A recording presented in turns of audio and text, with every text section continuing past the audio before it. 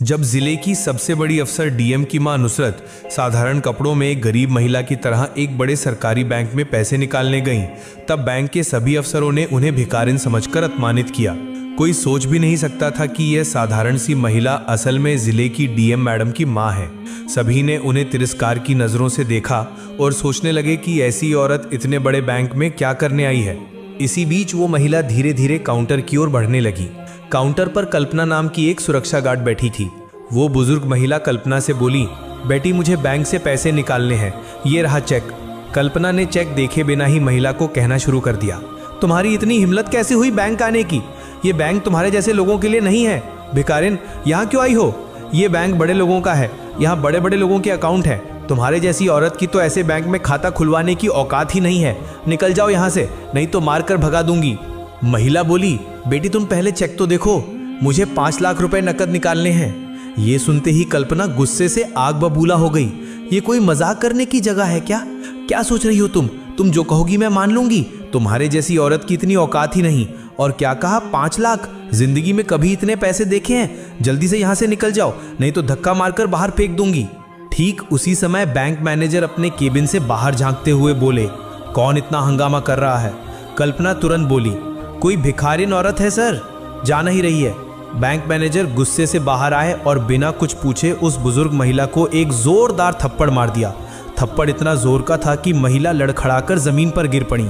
फिर मैनेजर ने security guard को बुलाकर कहा, क्या कर रही हो तुम? घसीटकर बाहर निकालो इस औरत को, पता नहीं कहां कहां से ऐसे लोग आ जाते हैं। कल्पना ने जबरदस्ती उस महिला को बैंक से धक्का देकर बाहर निकाल दिया। वहां मौजूद सभी ग्राहक और कर्मचारी चुपचाप सब कुछ देख रहे थे। कोई नहीं जानता था कि ये महिला जिले की डीएम नुसरत की मां है और ये पूरी घटना बैंक के सीसीटीवी कैमरे में रिकॉर्ड हो रही थी। घर लौटकर वो महिला रोते रोते अपनी बेटी डीएम नुसरत को फोन कर पूरी घटना बताती है। कैसे बैंक में मेरे साथ अपमान किया गया, कैसे मुझे जलील करके बाहर निकाल दिया गया। ये सुनकर नुसरत अंदर से कांप उठी। उनके लिए ये आग से भी कम न था। वो रोते हुए अपनी माँ से बोली, माँ कल मैं खुद आ रही हूँ और तुम्हारे साथ जाकर उसी बैंक से पैसे निकालूंगी। अगले दिन सुबह नुसरत ने एक सादा सूती साड़ी पहनी और अपनी माँ के साथ बैंक जाने के लिए तैयार हुई। माँ बेटी एक दूसरे को गले लगाती हैं। उनकी आंखों में आंसू थे, गर्व के भी और पीड़ा के भी। नुसरत की माँ अपनी बेटी पर गर्वित थी। उन्होंने कितने संघर्षों से उसे पाला पोसा, पढ़ाया और आज इतने ऊंचे पद पर पहुंचाया। सुबह ठीक 11 बजे माँ बेटी बैंक के बाहर पहुंची। बैंक अब तक नहीं खुला था, जबकि बैंक खुलने का समय 10 बजे था। नुसरत शांति से दरवाजे के पास बैठकर इंतजार करने लगी। थोड़ी देर बाद जब बैंक खुला तो वे दोनों अंदर प्रवेश करती हैं।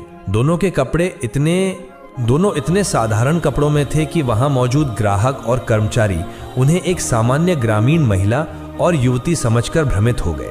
कोई कल्पना भी नहीं कर सकता था कि यही नुसरत जिले की डीएम है। धीरे धीरे वे काउंटर की ओर बढ़ी। वहां वही कल्पना बैठी थी।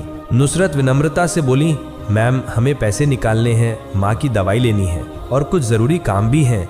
ये रहा चेक, कृपया देख लीजिए। कल्पना ने दोनों महिलाओं को सिर से पांव तक देखा। साड़ी में एक वृद्ध महिला और साधारण कपड़ों में एक युवती। किसी भी हाल में वे अधिकारी नहीं लग रही थी। उसने व्यंग में कहा, आप शायद गलत बैंक में आ गई हैं। ये शाखा हाई प्रोफाइल क्लाइंट्स के साथ काम करती है। नुसरत मुस्कुराकर जवाब देती हैं, एक बार चेक करके देख लीजिए मैडम, अगर ना हो तो हम चले जाएंगे। अनिच्छा से कल्पना ने लिफाफा लिया और बोली, थोड़ा समय लगेगा, वेटिंग चेयर पर बैठिए। नुसरत अपनी माँ का हाथ पकड़कर एक खाली कुर्सी पर बैठ गई। उन्होंने माँ को पानी दिया और खुद भी शांत भाव से बैठी रहीं। बैंक में मौजूद लोग उनकी ओर देख रहे थे।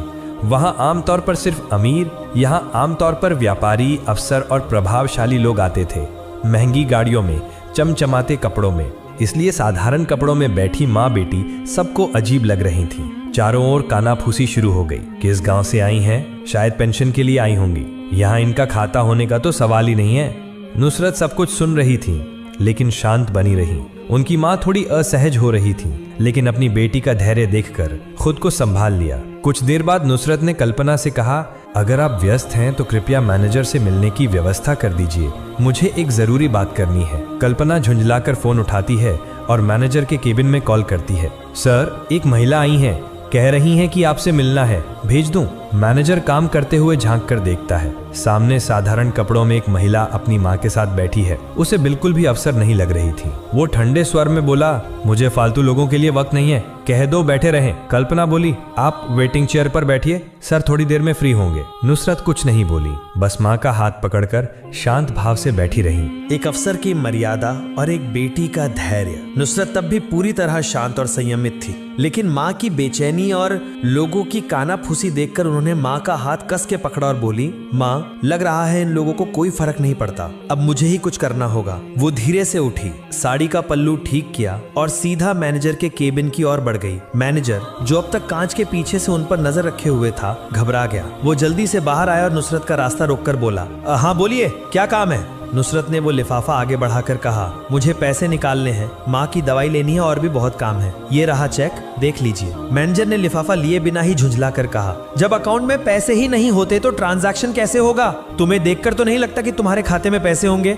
बड़ी आई हो पैसे निकालने। नुसरत अब भी बेहद शांत स्वर में बोली, अगर आप एक बार चेक करके देख लेते तो बेहतर होता, इस तरह अंदाजा लगाना ठीक नहीं। मैनेजर अब खुलकर हंसने लगा, भाई साहब, मेरे पास इतनी अनुभव है कि चेहरे देखकर ही समझ जाता हूँ कि किसके पास क्या है। रोज ही तुम्हारे जैसे लोग आते हैं, तुम्हारे खाते में कुछ होगा? मुझे तो नहीं लगता। अब और भीड़ मत करो, देखो सब तुम्हें ही देख रहे हैं, माहौल खराब हो रहा है। अच्छा होगा अगर तुम अभी चली जाओ। नुसरत का चेहरा अब भी स्थिर था, लेकिन उसकी आंखों में एक अलग चमक आ गई थी। जहां पहले शांति थी, अब वहां कठोरता उतर आई थी। उन्होंने बिना कुछ कहे लिफाफा मेज पर रख दिया और शांत स्वर में बोली, ठीक है, जा रही हूँ, लेकिन एक अनुरोध है, इस लिफाफे में जो जानकारी है कृपया एक बार जरूर पढ़िएगा, शायद आपके किसी काम आ जाए। इतना कहकर उन्होंने अपनी माँ का हाथ थामा, चेहरा मोड़ा और दरवाजे की ओर बढ़ गई। लेकिन दरवाजे पर पहुंचकर वो मुड़ी और गहरी नजर डालते हुए बोली, बेटा, इस व्यवहार का अंजाम तुम्हें भुगतना पड़ेगा, वक्त सब कुछ समझा देगा। पूरा बैंक कुछ क्षणों के लिए, पूरा बैंक एक पल के लिए निस्तब्धता में डूब गया। ना कोई आवाज, ना कोई गुस्सा, सिर्फ मर्यादा में लिपटी एक चेतावनी जो किसी आंधी से कम नहीं थी। मैनेजर एक पल के लिए ठहर गया, फिर हंसते हुए बोला, बुढ़ापे में लोग कुछ भी कह जाते हैं, चलो जाने दो, और वापस जाकर अपनी कुर्सी पर बैठ गया। उसके सामने वही लिफाफा अब भी मेज पर पड़ा था, बिना पढ़ा, अनदेखा। उसे यह अंदाजा नहीं था कि उस लिफाफे में ऐसा एक सच छुपा है जो उसकी दुनिया को उलट कर रख देगा। अगले दिन बैंक का वही पुराना रूटीन शुरू हुआ। क्लर्क अपने काम में, कैशियर अपने गिनती में और मैनेजर अपनी पुरानी अहंकार में डूबा हुआ। लेकिन इस बार एक फर्क था, वही वृद्ध महिला जिसके साथ एक दिन पहले अपमान की सारी हदें पार कर दी गई थी, फिर से उसी बैंक में दाखिल हुई। मगर इस बार वो अकेली नहीं थी। उनके साथ था एक तेज तर्रार अफसर जो सूट बूट में चमक रहा था। उसके हाथ में था एक चमचमाता ब्रीफकेस। उनके प्रवेश के साथ ही पूरा बैंक उसी दिशा में देखने लगा। महिला किसी को कुछ कहे बिना सीधे मैनेजर के केबिन की ओर बढ़ी। मैनेजर उन्हें पहले पहचान नहीं पाया, लेकिन जैसे जैसे वो करीब आई, उनका चेहरा साफ होता गया। वही महिला जिसकी फाइल उसने कल लौटा दी थी, जिसकी साड़ी पर वो हंसा था, जिससे कहा था तुम जैसे ग्राहक नहीं चाहिए, और जिसे उसने बाहर निकाल दिया था। अब उसके चेहरे पर डर की परछाई उभरने लगी। घबराकर वो खुद ही केबिन से बाहर आ गया। महिला के चेहरे पर अब आत्मविश्वास और गरिमा की चमक थी। वो नहीं रुकी, सीधे मैनेजर के सामने खड़ी होकर तीखे स्वर में बोली, मैनेजर साहब, मैंने कल ही कहा था आपको अपने व्यवहार का परिणाम भुगतना पड़ेगा। आपने सिर्फ मुझे नहीं, मेरे जैसे हजारों सामान्य नागरिकों को तुच्छ समझने की कोशिश की है। अब समय आ गया है कि आप सजा भुगतें। मैनेजर स्तब्ध होकर बोला, आप कौन है जो मुझे सिखाने आई हैं? ये आपका घर नहीं है, ये बैंक है, और आप यहाँ मेरा क्या कर सकती हैं? महिला उसकी बात बीच में ही रोककर मुस्कुरा उठी, फिर अपने साथ आए अफसर की ओर इशारा करते हुए बोली, ये मेरे कानूनी सलाहकार है और मैं नुसरत, इस जिले की प्रशासक, डिस्ट्रिक्ट मजिस्ट्रेट यानी डीएम, और इस बैंक की 8% शेयर होल्डर। और ये मेरी माँ है जिनके साथ आपने और आपके स्टाफ ने बेहद अपमानजनक व्यवहार किया है। एक पल के लिए पूरे बैंक में सन्नाटा छा गया। सभी कर्मचारी, ग्राहक, यहाँ तक कि दरवाजे के पास खड़े सुरक्षा गार्ड भी हैरान रह गए। मैनेजर के चेहरे का रंग उड़ गया। वो कुछ कह पाता इससे पहले ही नुसरत फिर बोली, तुम्हें तुरंत बैंक मैनेजर के पद से हटाया जा रहा है। अब तुम्हारी पोस्टिंग फील्ड में होगी, जहां तुम्हें हर दिन सामान्य जनता से मिलकर रिपोर्ट बनानी होगी। नुसरत ने ब्रीफकेस खोला और उसमें से 2 दस्तावेज निकालकर सामने रख दिए। पहला था मैनेजर का ट्रांसफर ऑर्डर, दूसरा कारण बताओ नोटिस, जिसमें लिखा था कि उसका व्यवहार बैंक की नीति के खिलाफ पाया गया है। मैनेजर पसीने से तरबतर हो गया था। कांपते स्वर में बोला, मैडम, मुझसे बहुत बड़ी भूल हो गई, मैं शर्मिंदा हूँ। बीते कल की घटना के लिए दिल से माफी चाहता हूँ। नुसरत की नजर अब भी स्थिर थी, लेकिन लेकिन उसकी आवाज में वो न्याय का तीखापन था जो एक सच्चे अफसर की पहचान होता है। किस बात की माफी मांग रहे हो? केवल मेरा अपमान किया था या उन सारे ग्राहकों का जो आम कपड़ों में आते हैं लेकिन तुम्हारी आंखों में उन्हें सिर्फ उनका पहनावा दिखता है? क्या तुमने कभी बैंक की गाइडलाइन पढ़ी है? उसमें साफ लिखा है हर ग्राहक बराबर है, कोई अमीर गरीब नहीं होता, और जो कर्मचारी भेदभाव करेगा उसके खिलाफ व्यवस्था की जाएगी। एक पल रुककर नुसरत कठोर स्वर में बोली, चाहती तो आज ही तुम्हें सस्पेंड कर सकती थी, लेकिन मैं तुम्हें खुद को सुधारने का एक मौका दे रही हूँ। अगली बार तुम्हारा नाम नहीं, तुम्हारा अस्तित्व मिटा दिया जाएगा। फिर उन्होंने बैंक की सुरक्षा गार्ड कल्पना को बुलाया। कल्पना डरते डरते आगे आई। उसकी आंखों में आंसू थे। कांपते हाथों से बोली, मैडम मुझे माफ कर दीजिए, मुझसे बहुत बड़ी गलती हो गई, अब से किसी को भी ऐसे नहीं आंकूंगी। नुसरत ने उसकी तरफ देखा और कहा, कभी भी किसी को उसके कपड़ों से छोटा मत समझो। आज जो सीख मिली है उसे सारी जिंदगी याद रखना। पूरा बैंक स्टाफ उस समय झुके सिर के साथ खड़ा था। नुसरत ने सबकी ओर देखकर कहा, रास्ता चाल ढाल से नहीं, सोच से तय होता है कि इंसान कितना बड़ा है। जो मानवता को समझता है वही सच्चा अधिकारी है। इतना कहकर नुसरत अपनी माँ के साथ बैंक से बाहर निकल गई। बैंक में कुछ क्षणों के लिए गहरा सन्नाटा छा गया। फिर एक एक करके सब ने एक दूसरे की ओर देखा। हर किसी की सोच बदल चुकी थी। उस दिन के बाद से बैंक का माहौल पूरी तरह से बदल गया। अब हर ग्राहक को सम्मान से देखा जाने लगा। किसी की साड़ी देखकर उसे गरीब नहीं कहा गया और हर मन में एक बात बैठ गई, कभी किसी आम इंसान को तुच्छ मत समझो। शायद अगली बार वही इंसान तुम्हारे सामने खास बनकर खड़ा हो। दोस्तों, इस कहानी से हमें एक बहुत बड़ी सीख मिलती है। हमारे देश में अक्सर लोग